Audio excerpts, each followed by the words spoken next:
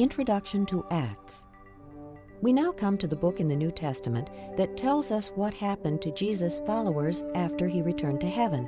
It's often simply titled Acts, A-C-T-S. It's sometimes called the Acts of the Apostles because of the actions they took.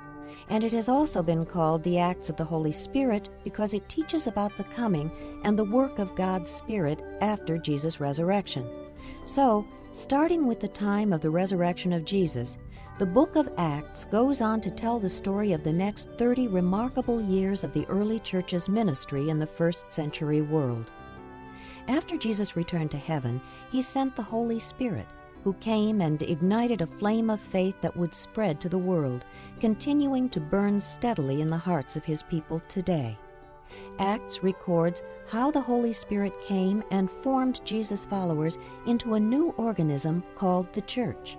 Empowered by the Spirit, a small group of disciples carried the flame of faith across the Roman Empire. They preached, taught, healed, and demonstrated Christ's love in synagogues, schools, homes, markets, and courtrooms, and on streets, hills, ships, and roads. Wherever God sent them, lives and the course of history changed. The missionary travels of the Apostle Paul are documented in Acts, and Paul was the one who wrote many letters to the new churches formed during this period of growth. Most of those letters are preserved for us in the New Testament.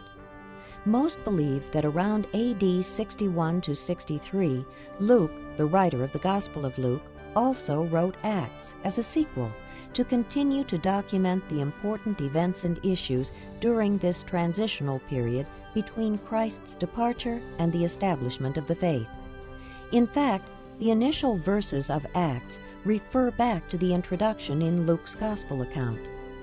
As you listen, keep in mind the last words of Jesus to his disciples that Luke quotes in Acts chapter 1, verse 8. "But you will receive power when the Holy Spirit comes on you, and you will be my witnesses in Jerusalem and in all Judea and Samaria and to the ends of the earth."